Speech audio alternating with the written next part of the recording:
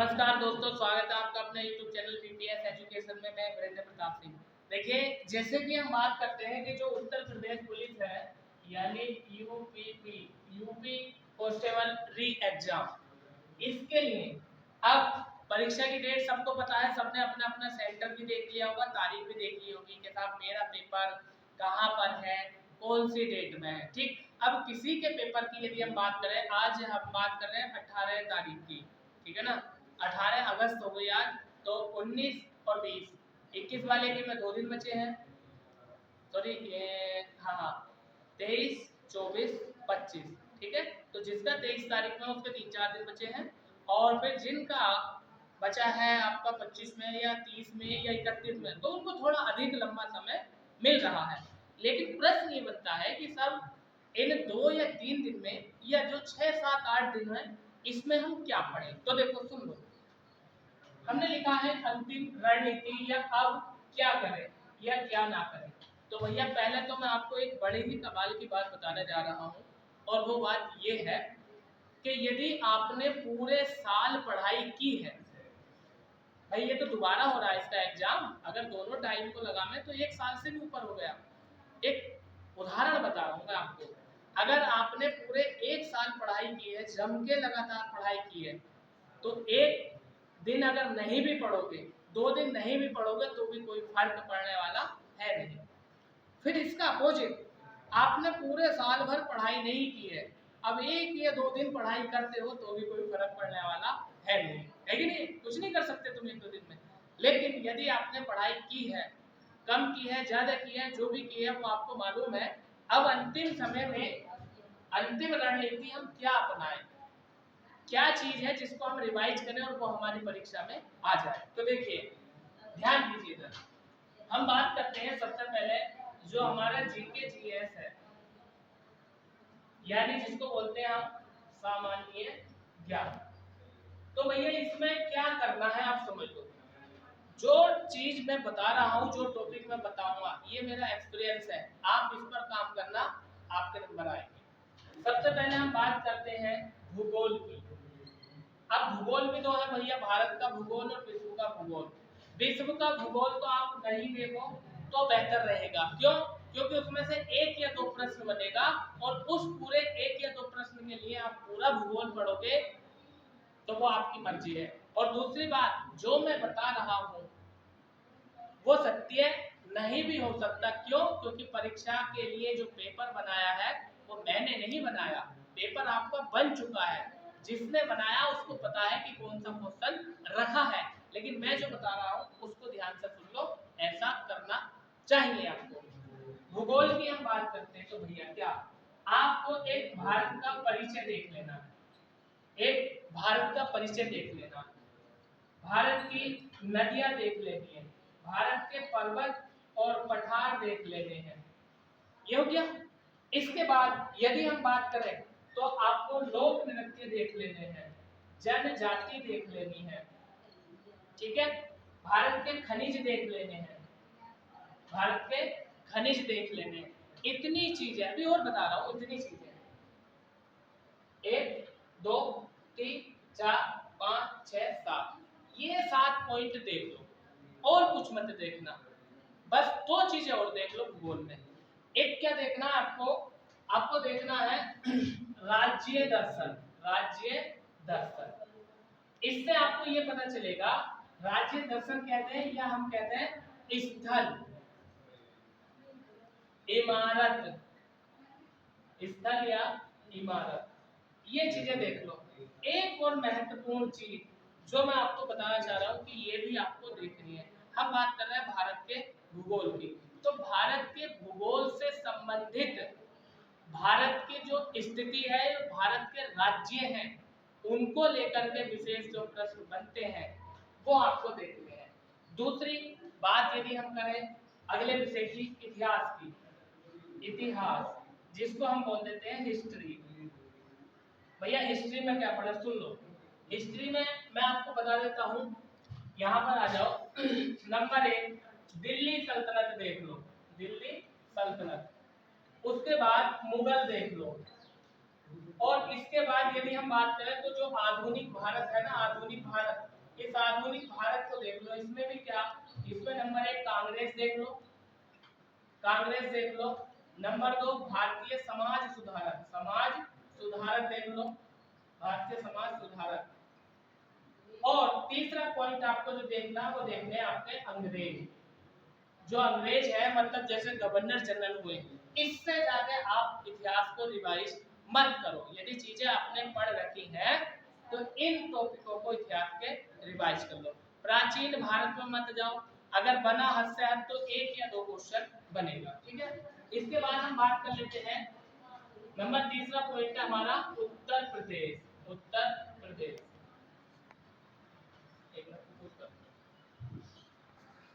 तो देखिए उत्तर प्रदेश की हम बात करें तो वैसे तो ज्यादा बड़ा टॉपिक नहीं है उत्तर प्रदेश का, लेकिन फिर भी इसमें से हमें क्या देखना, गिन लो, लिख के रख लो। मैं बोल रहा हूँ उत्तर प्रदेश की नदियाँ, उत्तर प्रदेश के मेले, उत्तर प्रदेश के मंदिर, उत्तर प्रदेश के स्थल और उत्तर प्रदेश का राजनीतिक स्वरूप।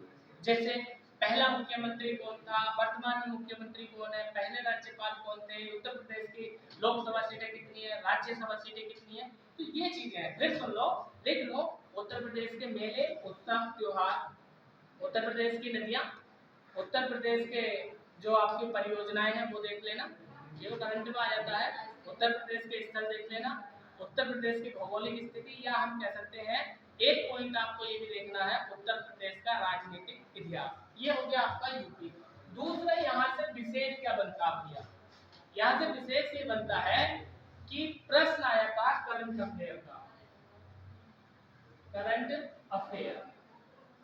अब करंट अफेयर भैया इसके भी 2 चीजें, मैं तो 3 बताता हूँ, एक तो हो गया नेशनल, एक हो गया आपका इंटरनेशनल, और यदि हम बात करें तो एक उत्तर प्रदेश से संबंधित भी तो करंट अफेयर हो गया। तो आप भैया 2 करंट अफेयर देख लो, एक तो आप उत्तर प्रदेश की प्रमुख घटनाएं देख लो, दूसरी जो आपका नेशनल है वो देख लो, ठीक है। इसके बाद हम बात करते हैं साइंस की। साइंस में एक टॉपिक आता है आपका बायोलॉजी, क्या आता है, बायोलॉजी, जिसको हम बोल देते हैं जीव विज्ञान।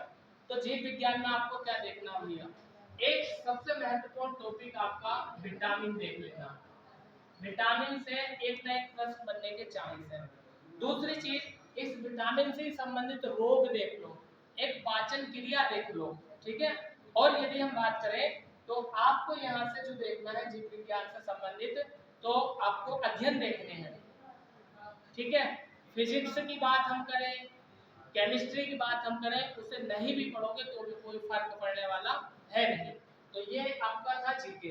मैंने जीके में बताया आपको भारत का इतिहास, भारत का भूगोल और उत्तर प्रदेश, और आपको बताया करंट अफेयर।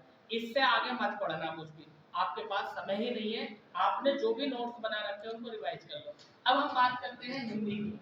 तो भैया हिंदी का मसला ये है कि जो आपकी हिंदी है ना वो आपने पढ़ रखी होगी, वर्णमाला देख लो, और जो आपके नाउन है यानी संज्ञा है, सर्वनाम है, क्रिया है, विशेषण है, ये चीजें देख लो। लेकिन एक चीज विशेष देखना, पुस्तक और उनके लेखक, यानी बुक और राइटर, कौन सी किताब किसने लिखी। जैसे आपसे ये पूछ लेता कि यामा किसकी रचना है, महादेवी वर्मा की। तो ये हिंदी है, थोड़ी है, आपने कवर कर लिया होगा। अब यदि हम बात करें मैथ की भैया, गणित की, तो देखो गणित के मैं आपको कुछ चैप्टर बता देता हूँ, अगर आपको रिवाइज करने हैं ना तो ये ही कर लेना। जैसे एक देख लो अपना संख्या पद्धति, संख्या पद्धति, दूसरा देख लो अपना औसत, और तीसरा यदि हम बात करें तो आपका एलसीएम और एचसीएफ, ये देख लो। इसके बाद यदि हम बात करें तो एक लाभ हानि देख लो, यानी प्रॉफिट एंड लॉस, और एक देख लो आपका लाभ हानि के बाद ब्याज वाला, एक तो साधारण ब्याज है, एक चक्रवृद्धि ब्याज है। एक देख लो आपका समानुपात वाला, अनुपात समानुपात, अनुपात और समानुपात। इसके साथ साथ एक चैप्टर देख लो साझा, मतलब मिश्रण, और एक देख लो भैया टाइम एंड वर्क। ये इतने चैप्टर तैयार कर लो, क्योंकि अब इतना समय नहीं है कि हम सारी चीजों को पढ़ सकें। और मैं समझ सकता हूँ कि यदि आपने तैयारी की है तो हद से हद, ज्यादा से ज्यादा आप 4-5 घंटे में पूरा मैथ एक दिन में निकाल दोगे, जितने चैप्टर मैंने बताए हैं। और यदि आपसे कुछ आता ही नहीं है तो एक चैप्टर भी एक दिन में आप नहीं निकाल पाएंगे। ठीक है, इसके बाद हम बात करते हैं रीजनिंग की। रीजनिंग वैसे इतना भारी सब्जेक्ट नहीं है, लेकिन हर टॉपिक का, हर चैप्टर का एक ना एक सवाल ऐसा होता है जो हमें उलझा देता है। एक तो भैया सीरीज जरूर देख लेना। सीरीज का मतलब ये है कि जो नंबर सिस्टम, नंबर सीरीज बनती है, 2 के बाद 4, 4 के बाद 6, 6 के बाद 8, 8 के बाद 10, 10 के बाद क्या आएगा। ठीक है, ये है। दूसरा क्या देखना आपको, ब्लड रिलेशन देख लेना। एक ना एक सवाल आपका कैलेंडर का बन सकता है, एक ना एक सवाल आपका घड़ी का बन सकता है, और जो आपका रैंकिंग है, कम से कम 2 या 3 सवाल रैंकिंग में से आने की संभावना है, उसको भी देख लेना है। ठीक है, और भी कई चैप्टर है। ये रीजनिंग ज़्यादा भारी भी नहीं है यदि आपने मेहनत की हो तो। और क्या बचा है, और मैं समझ सकता हूँ कि सारी चीज़ें हो गई होंगी। दूसरी चीज़ ये है, जब आप परीक्षा में बैठेंगे तो पहले करें क्या। तो देखिए, सबसे पहले आपने जो मेहनत करी है उस मेहनत को ध्यान में रखते हुए अपने अंदर पॉजिटिव थॉट रखने हैं। यानी आपको प्लस पॉइंट में रहना, ये मत सोचना कि मेरे से नहीं होगा, ये सोच के बैठना कि हाँ मैंने पढ़ा है और मैं इसको हल करूँगा। तो ये मैंने वैसा बता दिया है कि सबसे पहले क्या करें या क्या नहीं करें, ये मैंने एक वीडियो में बता रखा आपको। आप जो है लिंक खोल लीजिए या सर्च कर लीजिए बीपीएस एजुकेशन, और किस तरह से क्या पहले करें। तो थोड़ा सा बता देता हूँ मैं। नंबर 1 पे आप हिंदी कर लो, नंबर 2 पे आप जीके कर लो, और नंबर 3 पे आप रीजनिंग कर लो, और नंबर 4 पे कर लो आप गणित यानी मैथ। इसका मतलब ये है ना, आप यदि हिंदी को पहले करते हो ना तो आप पॉजिटिव थिंकिंग में जाओगे, क्योंकि हिंदी का क्वेश्चन इतना भारी नहीं होता है, आसानी से कर लोगे, जल्दी कर लोगे।